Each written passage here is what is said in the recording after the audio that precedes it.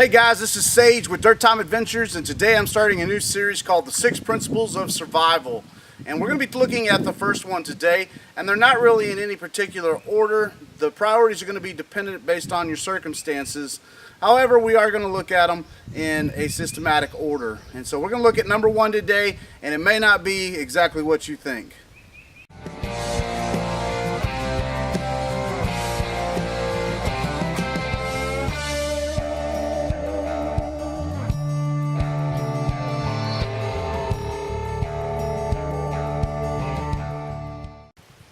So the first principle we're going to look at is what I like to call mitigate risk and fear. The word mitigate means to reduce or to minimize the amount of risk or fear. I remember one time when I was out hunting at a friend's property, and sure enough I was doing an evening hunt, had shot a nice beautiful deer, and was excited. And when you're in that type of environment, your adrenaline rushes and you just get really excited.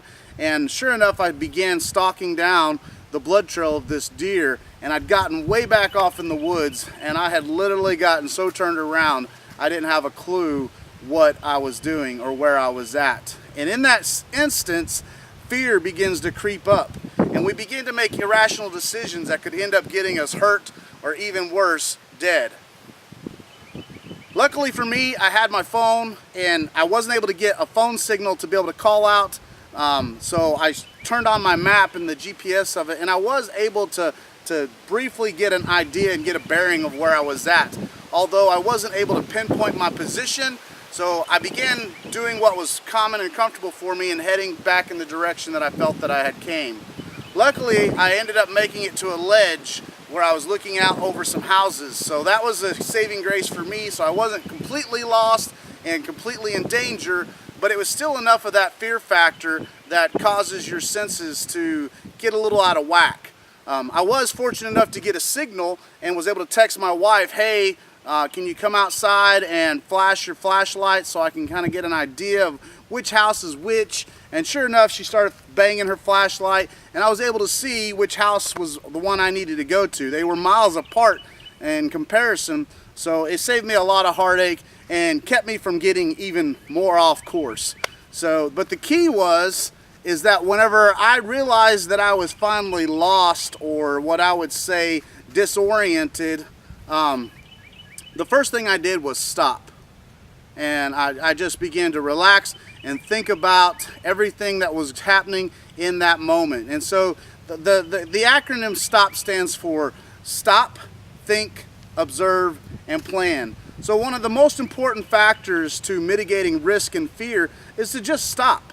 Take a second, think about what's happening, where you're at, observe your surroundings, backtrack in your mind which direction you've come, and then begin to plan. Make a plan for what you're going to do next. And sometimes it's just that simple act of relaxing and catching your breath, breathing things through, clearing your head. It allows that fear to de-escalate, and it's going to be the factor that determines fight or flight, whether you end up in a worse circumstance or you're able to procure and obtain self-rescue.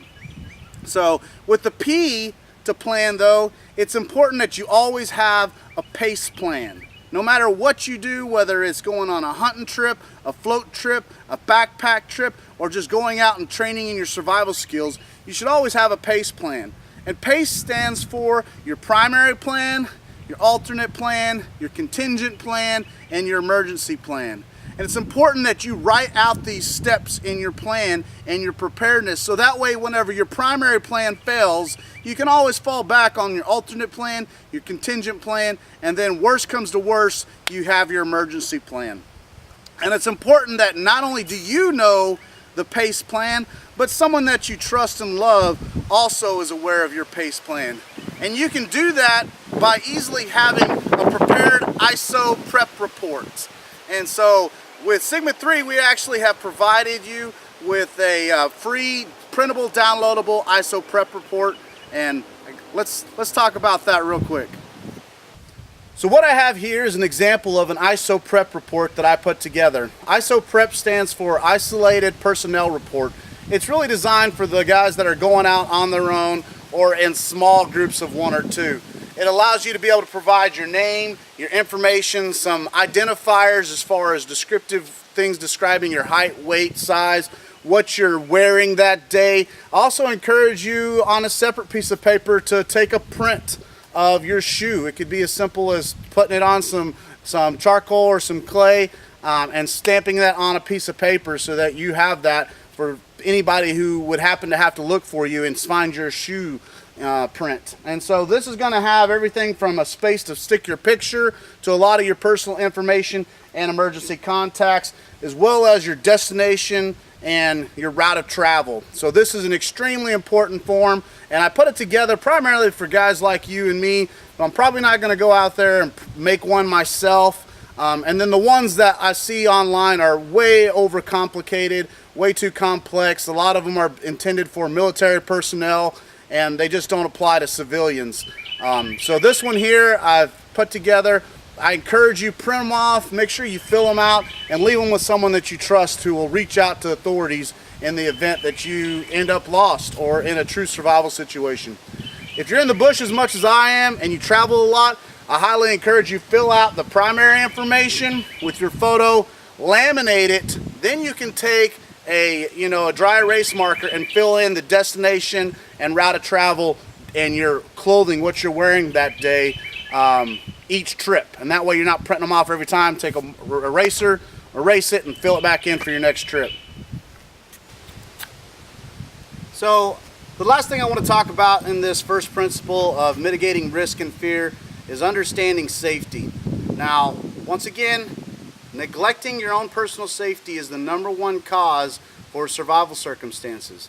So if you take your personal safety into effect every time you go out into the bush or every time you make a decision on what you're going to do, you're going to increase your odds of being less likely to be in a survival situation. A few of the most common safety issues that I see once people actually get out into the bush has to deal with injuries and cuts and things like that. And we'll talk a little bit about that later on in some of our other principles. But be sure to always be cutting away from yourself. The most common incident we see in our survival classes are people who are cutting towards themselves and they end up cutting themselves. It's the most common incident we have, and it could be so easily avoided if people would just simply always cut away from themselves.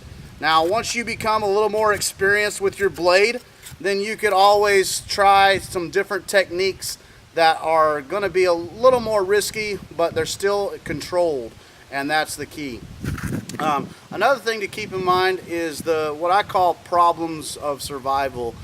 Today we have this mass explosion of survival entertainment, and what this entertainment does is it provides a dangerous perception of survival. And so what that means is we see these things that people do on survival shows that could literally get people killed. As fun and enjoyable as some of these entertainment shows are, these survival entertainment shows are, a lot of the skills are dangerous and they are going to end up getting people hurt. The first one I think of a lot of is when it comes to movement in the bush. Guys on the TV shows, they're running through the woods, they're climbing stuff, they're jumping off of rocks, they're doing just all kinds of crazy acrobatics and parkouring in the wild, and that stuff could get you hurt. Now, there's a difference between going out into the woods to do that type of thing, but if you are in a true survival situation, you would never want to begin to try to do those techniques. So remember to walk slowly, shorten your stride, and take your time when traveling through the bush. It's important that you do this if you intend to avoid any type of mechanical injuries. A good way to practice how fast you should travel through the woods and how short you should make your stride is to do a little exercise where you just take off your shoes and walk barefoot on different mediums of ground, and it'll help you understand what kind of stride and pace you should be walking. So I want to thank you for tuning in today and checking out this episode on the 6 principles of survival. I hope and encourage you to be sure to download our ISOPREP report. The link will be available in the video description to be able to download. I also, once again, just want to remind you and encourage you guys to once again cut away from yourself, walk softly and slowly through the woods, shorten your pace, always stay on the trail, and avoid any unnecessary risk. And most importantly, no matter what happens or any type of survival situation you're in, always mitigate the risk and fear by staying calm. Stop, think, observe, and plan. So be sure to share, subscribe, and stay tuned for the next episode of 6 Principles of Survival. We'll be looking at the second principle, and I promise you, you won't want to miss it.